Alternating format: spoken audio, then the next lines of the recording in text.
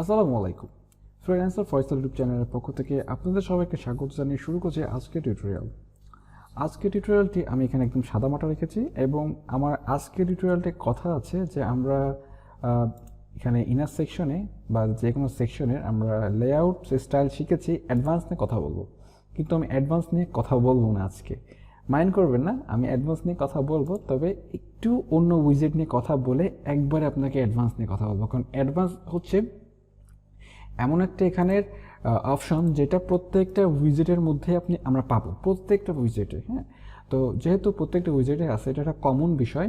তো আমি মনে করি যে এটা সব এই দুইটা তিনটা শেষ হয়ে যাওয়ার পর আমি যদি দেখাই, তাহলে আপনাকে বুঝতে আরও বেশি সুবিধা হবে, আরও বেশি বেশি বেশি কিছু ইফেক্ট আপনাকে দেখিয়ে দিতে পারবো অ্যাডভান্সে কী কী আছে।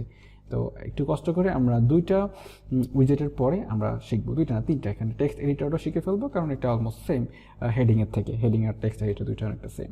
তো আমরা আজকে কথা বলবো হেডিং নিয়ে। তো হেডিংটা নেওয়ার জন্য আমাকে সিম্পলি এখানে হেডিংটা পুরো ড্র্যাগ করে নিয়ে এসে এখানে আমি ড্রপ করে দিতে পারি, অথবা আপনি চাইলে এখানে একটা স্ট্রাকচার গঠন করে নিতে পারেন। তো আমি এখানে একটা এক কলাম বিশিষ্ট স্ট্রাকচার গঠন করছি এবং এখানে আমি আবার কিউ আইকনে ক্লিক করব, করে আমাদের উইজেট প্যানেল থেকে আমাদের হেডিংটাকে ড্র্যাগ করে এখানে নিয়ে ছেড়ে দেব। এখানে যে কাজগুলো আমরা একটা করে করব সেটা হচ্ছে, এখানে টাইটেল দেওয়া আছে এবং আমরা এখানে একটা অপশনে পাচ্ছি টাইটেলের মধ্যে টাইটেল এবং লিঙ্ক, সাইজ, ট্যাগ এবং অ্যালাইনমেন্ট। তো এই অ্যালাইনমেন্ট এখানে আমি আপনাকে স্টেপ বাই স্টেপ দেখাচ্ছি। তো এখানে দেওয়া হচ্ছে টাইটেল আপনি একটা ওয়েবসাইটে মূলত টাইটেল, ইমেজ, কন্টেন্টই হচ্ছে রাজা। হ্যাঁ, আর বাকি সব যা হবে। তো কন্টেন্টটা হচ্ছে এখানে কন্টেন্ট ইজ কিং, এটা আমরা অনেকেই জানি বা শুনেছি। তো এখানে কন্টেন্ট আমাকে এতটা গুরুত্বপূর্ণ যে এটা হচ্ছে সেই কন্টেন্ট যেটা আমাদের ওয়েবসাইটে, যে কোনো ওয়েবসাইটে আমরা কন্টেন্ট দেখতে পারি, সেটা টাইটেল এটার। এবং কন্টেন্ট আমরা পরবর্তী ভিডিওতে শিখবো, সেটা হচ্ছে টেক্সট এডিটর। ঠিক আছে? তো এখন আমাদের বলতে পারেন যে ভাই আমরা তো ব্যাকে চলে আসলাম, এবং এইটা ধরবো কীভাবে, তাই না? এটা ধরার জন্য আপনি জাস্ট এই যে সেকশনটা বা এখানে যে কন্টেন্টটাকে ক্লিক করলে আপনি এর এডিটর বক্সে চলে আসবেন এবং অবভিয়াসলি এখানে আপনি চেঞ্জ করতে পারবেন। তো এখানে আপনি যে কোনো কিছু লিখতে পারেন যে make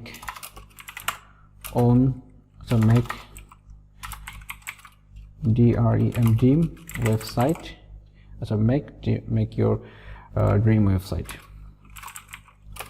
make your dream website আমাদের টাইটেল। এইবার এই টাইটেলটাকে আপনি যে কোনো টাইটেল আপনি লিখতে পারেন, অসুবিধা নেই। তারপর দেওয়া হচ্ছে এখানে লিঙ্ক। আপনি যদি মনে করেন যে আমার এই টাইটেলটাই লিঙ্কেবল করব, অর্থাৎ এই টাইটেলের উপর কেউ যদি ক্লিক করে তাহলে আমি অন্য কোথাও রিডাইরেক্ট করতে চাই, আপনি কিন্তু সেটা করতে পারবেন। তো তার জন্য আমি আমার ওয়েবসাইট থেকে যদি দেখাই, যেমন ধরুন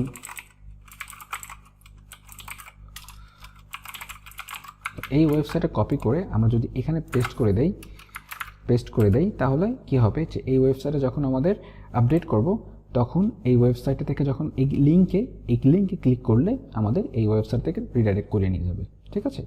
তো আমরা যদি চেক করি, তো এখানে একটা বিষয় চেক করা আছে, সেটা আমি আপনাকে একটু দেখাবো। সেটা হচ্ছে আমরা এটা কপি করে এটা এখানে পেস্ট করে দিচ্ছি।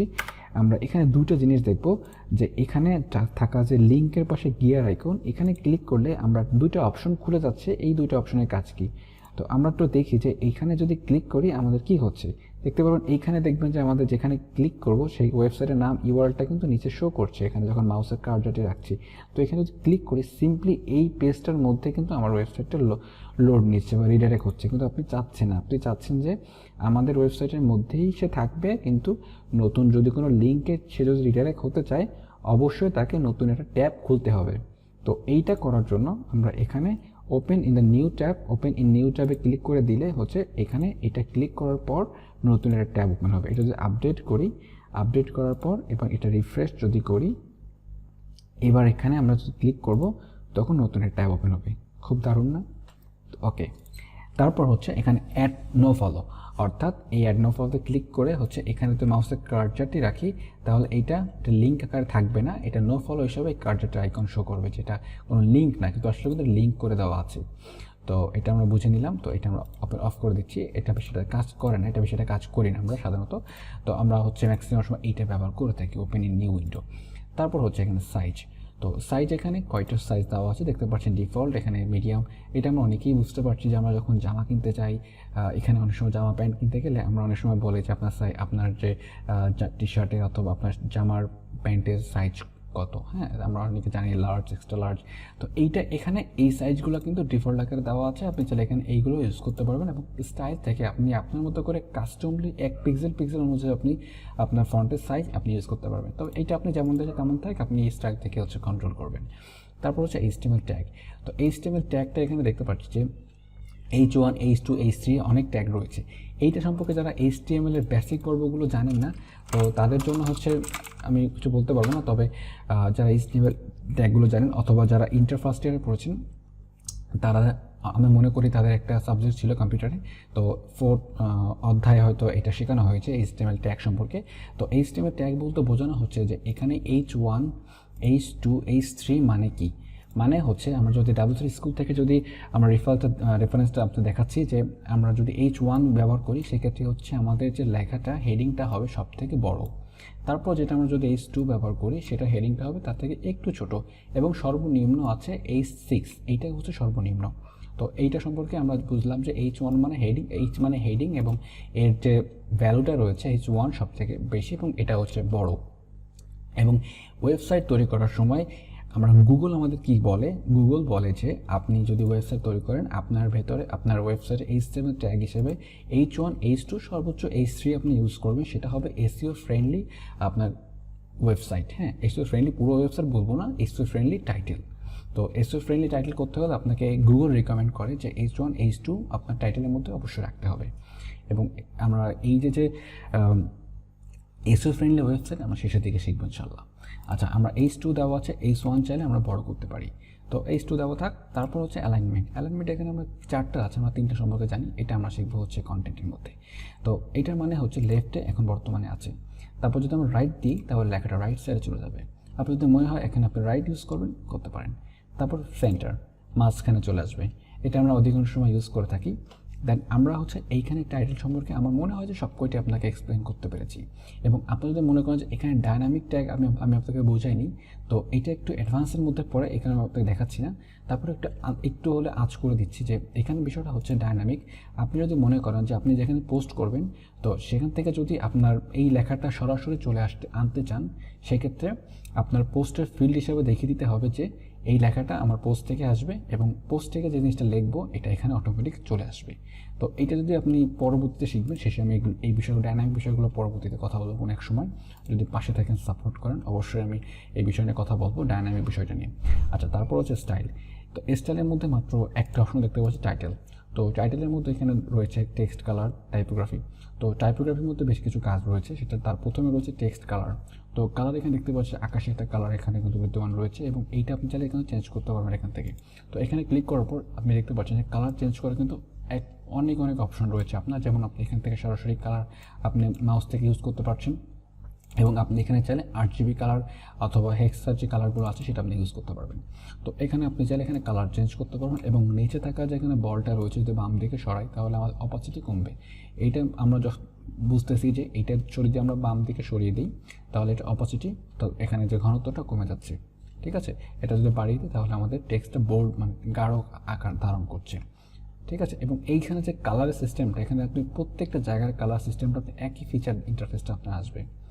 তারপর যদি টাইপোগ্রাফির মধ্যে যাই, তো টাইপোগ্রাফি এখানে পেন আইকন যদি ক্লিক করি এখানে বেশ কিছু অপশন রয়েছে, এইটা আমাদের শিখতে হবে টাইপোগ্রাফি। প্রথম হচ্ছে ফ্যামিলি মানে ফন্ট ফ্যামিলি মানে এখানে ফন্টের পরিবার বলতে পারেন, এখানে ফ্রি ফন্টের পরিবার। তো এখানে অনেক ফন্ট রয়েছে, সবগুলো ফ্রি ফন্ট। তো এখানে যদি আপনাকে চিন্তা করতে হবে যে আপনি কোন ওয়েবসাইট তৈরি করছেন। এই ওয়েবসাইটে যদি হয়ে থাকে ই-কমার্স ওয়েবসাইট তাহলে আপনার ই-কমার্স রিলেটেড যে সকল ফন্টগুলো আছে সেগুলো ব্যবহার করতে হবে। আর যদি মনে করেন এটা আপনার কুকিং ওয়েবসাইট তাহলে আপনার কুকির যে ওয়েবসাইটগুলো আছে সেগুলো আপনার কুকির যে আপনার ফন্টগুলো রয়েছে সেগুলো আপনি ইউজ করতে হবে। আর যদি আপনার কোনো ক্লায়েন্টের রিকমেন্ডেশন থাকে যে তার জন্য এই ফন্ট ইউজ করতে হবে, সেজন্য আপনার কাস্টম ফন্ট এখানে ইনস্টল করে নিতে হবে। যদি সেটা পেইড হয় তার কাছ থেকে পারচেস করে নিতে হবে অথবা পারচেস করার ফন্ট আপনাকে দিতে হবে। যাই হোক, সেটা পরের ব্যাপার। তো এখানে যে ফন্টগুলো আছে এটা আমি মনে করি অনেক হিউজ ফন্ট এখানে আছে। তো আমরা ই-কমার্স ওয়েবসাইটের জন্য আমরা যেমন অনেক ফন্ট ইউজ করি, রোবোটো, পপিন্স, ঠিক আছে, এগুলো আমরা ইউজ করে থাকি। যেমন এখানে যদি লিখে থাকি যে পপিন্স যদি লিখি, আচ্ছা পপিন্স, তো এটা হচ্ছে সাধারণত ই-কমার্স ওয়েবসাইট তৈরি করার জন্য ব্যবহার করে থাকি। আরও একটা ফন্ট আছে। তারপর হচ্ছে এখানে সাইজ। তো সাইজ এখানে কয়েকটা ভ্যালু রয়েছে, যেমন সাইজ এখানে EM আছে, REM আছে আর WV আছে। তো এখানে যে যদি কমাই বাড়াই তো এদের কিন্তু প্রত্যেকটারই এটা পিক্সেল শো করছে, এটার ইএম শো করছে, এটা কাজ কিন্তু একই হবে। এখানে ভ্যালু এখানে যা যতটুকু থাকুক না কেন, আপনি এখানে কাজ কিন্তু প্রত্যেকটারই একই, ইএম আরইএম প্রত্যেকটারই কাজ একই, এখানে ভ্যালু কম বেশি করবে, কারণ ভ্যালু এখানে ডিপেন্ড করে না, আপনি যে কোনো একটা ইউজ করতে পারেন। তো আমি পিক্সেল ইউজ করছি, আপনি পিক্সেল হিসেবে যতটুকু ইউজ করেন ততটুকু এখানে কাউন্ট হবে, ঠিক আছে। ওয়েটটা হচ্ছে এখানে এই লেখাটার ঘনত্ব বা এখানে বলতে পারেন। তো এই লেখাটার যে ঘনত্ব যদি আপনি ইউজ করতে চান সেক্ষেত্রে 100 মানে হচ্ছে সব থেকে নিম্ন বা চিকন কালার বা চিকন কলমে লিখলে যেমনটা হয় সেটা হচ্ছে ওয়েট। তো চিকন কলমে লিখলে হয় হচ্ছে এমনটা 100 ওয়েট। তো আমরা যদি 200 করে দিই একটু মোটা হবে, মোটা কলমে লেখা যেটাকে বলতে পারেন। তারপর সর্বোচ্চ 900 এখানে দেওয়া আছে, মানে হচ্ছে অতি উচ্চ মাত্রায় মোটা কলম এটা বলতে পারেন। তো আর লাস্টে আছে বোল্ট। তো আমি মনে করি বোল্টের থেকে 800-900 সব থেকে বেশি মোটা। তো আপনি যদি মনে করেন বোল্টে, আমি মনে করি এটা 900টাই হচ্ছে বোল্ট, আর এই বোল্ট আসলে এর থেকে কিছু না। তা নর্মাল করে দিলে নর্মালটাই থাকবে। তো এটা আপনি যখন যেটা ইউজ করতে ইচ্ছা হয় সেটা আপনি ইউজ করতে পারেন ডিজাইনের অনুপাতে। তারপর হচ্ছে ট্রান্সফর্ম এখানে বেশ কিছু রয়েছে। এটা হচ্ছে আপার কেস লোয়ার কেস। এটার মানে কি? এটার মানে হচ্ছে আমরা কিন্তু এখানে দেখতে পাচ্ছি যে প্রত্যেকটা ক্যারেক্টার এখানে এম বড় হাতের, এ ছোট হাতের। আপনি যদি মনে করেন যে আপার কেস সব কয়টা বড় হাতের হয়ে যাবে, প্রত্যেকটা ক্যারেক্টারই কিন্তু বড় হাতের হয়ে গেছে, আপনার কিন্তু আলাদাভাবে কিন্তু কিবোর্ড দিয়ে আপনাকে প্রত্যেকটা বড় হাতের করার প্রয়োজন পড়েনি। তারপর যদি আপনি মনে করেন লোয়ার কেস সব কয়টা ছোট হাতের হয়ে যাবে অটোমেটিকলি। তারপর যদি মনে করেন ক্যাপিটালের একটা ক্যারেক্টার শুধুমাত্র ক্যাপিটাল থাকবে, বাকিটা হচ্ছে এই ওয়ার্ডের বাকিটা হচ্ছে লোয়ার কেস হয়ে যাবে। তো তারপর হচ্ছে নর্মাল মানে হচ্ছে যেটা নর্মাল, প্রত্যেকটা ক্যারেক্টার প্রত্যেকটা ওয়ার্ডের প্রথম ক্যারেক্টার থাকবে শুধুমাত্র ক্যাপিটাল। তারপর সাইজ এখানে আমি মনে করি যে এখানে দুইটা সাইজ আছে, একটা ডিফল্ট আর নর্মালের মধ্যে। আমি ডিফল্ট আর নর্মালের মধ্যে কোনো পার্থক্য পাই না, আর ইটালিক আর অবলিকের মধ্যে কোনো পার্থক্য পাই না, দুইটাই সেম। দেখুন আমি যদি ডিফল্ট থেকে নর্মালে ক্লিক করি কোনো চেঞ্জ নাই, এবং আপনি যদি অবলিকে যদি ইটালিক, আমরা জানি ইটালিক মানে কি, এটা বাঁকা হয়ে যাওয়া, এবং আপনি যদি অবলিকে করেন একদম সেম। তো আমি এটা পার্থক্য খুঁজে পাই না। ওকে, তো আমরা স্টাইলটা বুঝে নিলাম, এখানে নর্মাল আছে এবং ইটালিক আছে। তারপর হচ্ছে ডেকোরেশন। তো ডেকোরেশন এখানে আমরা দেখতে পাচ্ছি এই কয়টা অপশন রয়েছে। তাহলে ডেকোরেশনের মানেটা কি? ডেকোরেশনটা হচ্ছে এখানে আন্ডারলাইন যদি করে দিই লেখার নিচে একটা লাইন চলে আসছে, ওভারলাইন করে দিলে উপরে লাইন চলে যাবে, উপরে চলে গিয়েছে। তারপর যদি আমরা লাইন থ্রু করে মাঝখানে চলে যাবে। তো তারপর যদি দেখতে পাচ্ছি নান মানে একেবারেই নাই। তো এটা অনেক সময় অনেক কাজ আছে। ই কমার্স ওয়েবসাইটে আমরা দেখতে পারি যে পাশে লেখা থাকে $48, এটা পরবর্তীতে আপডেট হয়ে গেছে $40। তো $48 আমরা যদি এখানে যদি একটা টেক্সট নিয়ে যদি এখানে যদি টেক্সট নিয়ে কাজ করি, যেমনটা হচ্ছে এখানে আমরা স্ট্রাকচার নিই, দুইটা স্ট্রাকচার নিচ্ছি এখান থেকে, কলাম, নতুন একটা কলাম অ্যাড করি, এটা দুইটা স্ট্রাকচার, এবং এখানে একটা ট্যাগ নিচ্ছি, সেটা হচ্ছে আমরা এখানে দিলাম 48 দিলাম এখানে ডলার হিসেবে, এবং এই পাশে দিলাম, আমি এটা বড় করে ফেলছি, সমস্যা নেই, আপনি বোঝানোর জন্য, ঠিক আছে। এবং এই পাশে হচ্ছে আমি দিচ্ছি হচ্ছে ধরুন $20, যাক এটা অনেক কম দিচ্ছি। ওকে, তো আপনি যদি মনে করেন যে এই লেখাটার পেন আইকনে ক্লিক করে এখানে স্টাইল থেকে টাইপোগ্রাফির মধ্যে এটার আমি ওভারলাইন আমি ইউজ করছি, সরি এটা আমি লাইন থ্রু ইউজ করি, এবং $20 এটা আমি খুলে দিচ্ছি, এমনটাই থাকবে। হ্যাঁ, এমনটা থাকবে। আপনি চাইলে এটা কালার এখান থেকে আপনি স্টাইল অনুযায়ী চেঞ্জ করতে পারেন, এই যে হালকা কালার, এবং এটা থাকবে কালো কালার, এবং এই কালারটা আপনি যদি এখন চেঞ্জ করেন, যদি এইভাবে কাজটা করবে না, আমি জাস্ট আপনাকে বোঝানোর খাতিরে ইউজ করতেছি, লাইন থ্রুর কাজটা বোঝানোর জন্য, এই যে, ঠিক আছে, এরকম সিম্পল ডিজাইন হবে। তো এটা মূলত এইভাবে ডিজাইনটা হয় না, অন্যভাবে ডিজাইনটা হয়, আমাদের পরে দেখাবো যখন ওয়েবসাইট তৈরি করবো। তো এইটা হচ্ছে আমরা কাজটা করে ফেললাম। দেন হচ্ছে আমাদের পরে যে কাজটা রয়েছে সেটা হচ্ছে স্টাইল থেকে এখানে আমরা চলে যাব লাইন, এখানে লাইন হাইট। তো লাইন হাইট মানে হচ্ছে এই লেখা থেকে এই লেখার মাঝখানে ডিফারেন্সটা, মানে গ্যাপ তৈরি করা। তো লাইন হাইট যদি আমরা এখানে বাড়াই তাহলে দেখতে পাচ্ছি যে উপরের লেখা এবং উপর থেকে কিন্তু বৃদ্ধি পাচ্ছে, নিচ থেকে বৃদ্ধি পাচ্ছে, অর্থাৎ এই লাইন থেকে কিন্তু একটা এর মধ্যে একটা কিন্তু বড় একটা স্পেস তৈরি করছে। এটা হচ্ছে লাইন হাইট, এবং তার ফলশ্রুতিতে উপরে এবং নিচে কিন্তু ছেড়ে দিচ্ছে, ঠিক আছে। এটা প্রয়োজন পড়লে আপনি ইউজ করবেন। লেটার স্পেসিং, এটা আমার কাছে খুব দারুণ লাগে, এটা মাঝে মাঝে ইউজ করে থাকি। তো এটা হচ্ছে আমরা ওয়েবসাইট তৈরি করার সময় একটা ক্যারেক্টার থেকে আরেকটা ক্যারেক্টারের ডিস্টেন্সে মনে করছি একটু বাড়ানোর প্রয়োজন, সেক্ষেত্রে লেটার স্পেসিং, এখানে এই যে দেখতে পাচ্ছেন লেখাটা কিন্তু অনেকটা গ্যাপ তৈরি হয়ে গেছে এখানে প্রত্যেকটা ক্যারেক্টারের পরপর। তো এই ছিল হচ্ছে আমাদের সম্পূর্ণ টাইপোগ্রাফি। তো আপনি যদি মনে করেন টাইপোগ্রাফি যা ডিজাইন করেছি আমাদের এখন এই ডিজাইনটা আমি চাচ্ছি না, সব চেঞ্জ করতে হবে, সেক্ষেত্রে কিন্তু আপনি এখানে রিস্টোরে ক্লিক করতে পারেন, ব্যাক করতে পারেন, ডিফল্ট চলে যাবেন। তারপর এখানে টেক্সট শ্যাডো। তো তো টেক্সট শ্যাডোটা যদি আপনি ক্লিক করেন তাহলে আপনি দেখতে পারবেন যে এখানে কয়েকটি অপশন চলে আসছে, ব্লার, হরিজন্টাল এবং ভার্টিক্যাল। তো ব্লার করলে আমি যদি এখানে একটু কালারটা চেঞ্জ করে দিই, তো কালারটা চেঞ্জ করে কালো থাকুক, এখানে লাল, এটা মেবি ব্লু আছে, আমরা একটা ব্লুর যে পেছনে আমরা যে ইয়েটা আপনার যে অপোজিটটা বাড়িয়ে দিয়ে ব্ল্যাকটাকে আমরা আচ্ছা ব্ল্যাক থাকুক অসুবিধা নেই, আমরা অপোজিটটা বাড়িয়ে দিলাম, একদম ফুল করে দিলাম। তারপর হচ্ছে এখান থেকে আমরা চাইলে আমরা পেন আইকনে ক্লিক করে হরিজন্টাল মানে বাম থেকে ডানে চাইলে আমরা এই লেখাটার ব্লারনেসটা কিন্তু আমরা সরাতে বাড়াতে পারি বা সরাতে পারি, এবং ওই ভার্টিক্যাল মানে ওপর থেকে নিচে আমরা সরাতে পারি। এবং ব্লার করা মানে হচ্ছে একটা লেখা একদম ঘোলাটে করে দেওয়া, ঠিক আছে? আমরা অনেক সময় ছবির পেছনে ব্লার ব্লার কথা অনেক শুনেছি, সেটা হচ্ছে এই সেই ব্লার।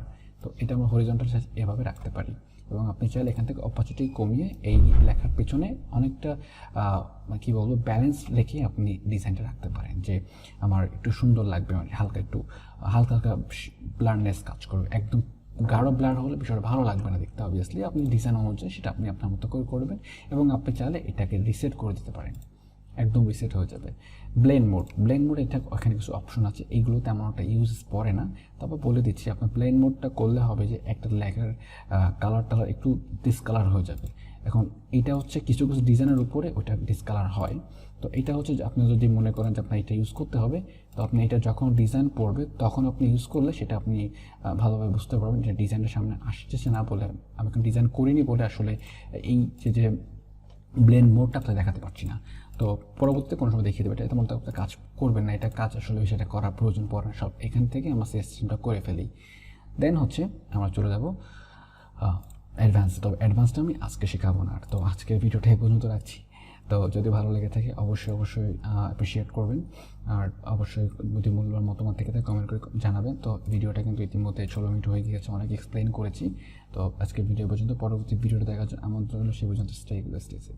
আসসালামু আলাইকুম রহমতুল্লাহ।